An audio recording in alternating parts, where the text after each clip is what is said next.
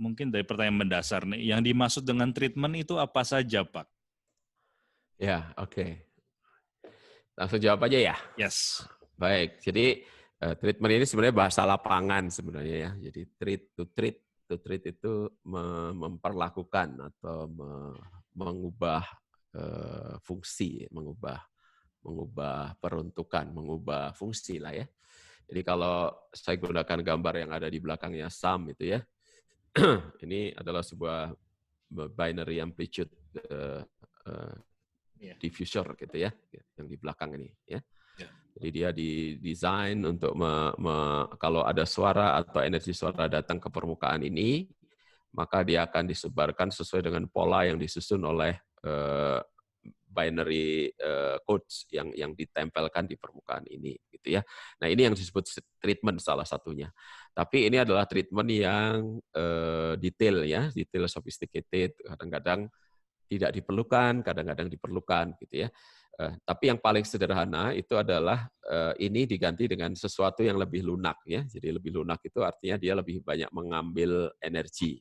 Jadi kalau yang bawah ini adalah tembok, kalau ada suara datang ke situ, yang dikembalikan ke ruangan banyak. Sama dengan kita lari ke arah tembok itu, nggak usah direm, kita akan terpental gitu kan. Ya. Tapi kalau temboknya ditutup dengan sesuatu yang lunak, misalnya busa yang tebal gitu, ya. Maka kalau kita lari, kita mentalnya tidak banyak ya, lebih pendek ya, karena energinya diambil oleh si busa tadi. Jadi sebenarnya treatment di dalam akustik ruang itu sama dengan kita mentreatment cahaya ya. Cahaya itu kalau ingin pantulannya sedikit ya warnanya dibuat semakin gelap gitu ya, supaya yang dikembalikan lebih sedikit.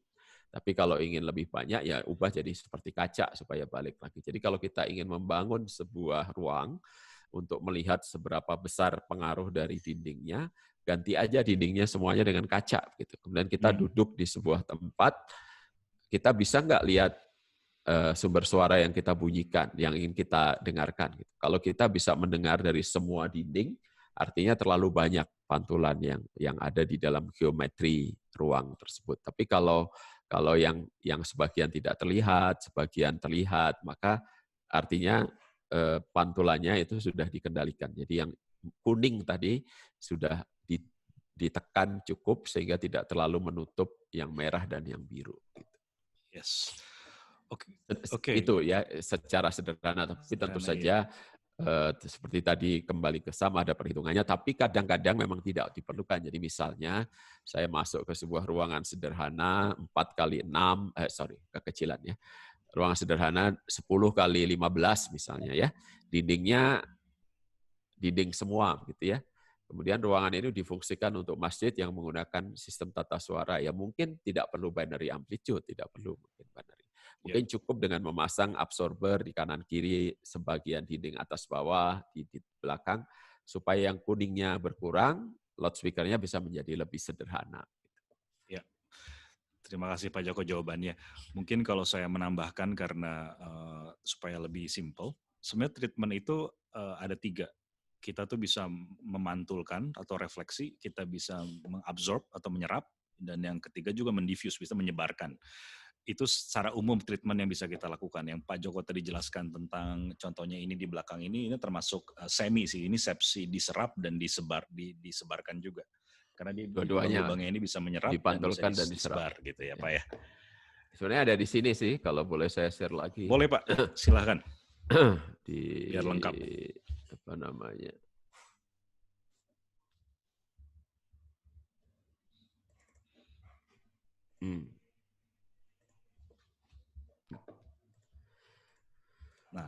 Nah, ini adalah yang harus dikendalikan kan supaya ininya tercapai. Nah, absorpsi ini dengan absorber, difraksi dengan difraktal gitu ya, atau diffusor, refleksi dengan reflektor gitu. Kira-kira seperti itu. Jadi tinggal diubah jadi kata sifat menjadi kata benda gitu ya. Jadi ada 3 ya. Nah, satu lagi kalau mau ya diffuse gitu ya. Urusannya sama itu. Jadi diserap, dipantulkan dan disebarkan. Kira-kira seperti itu. Siap. Ya,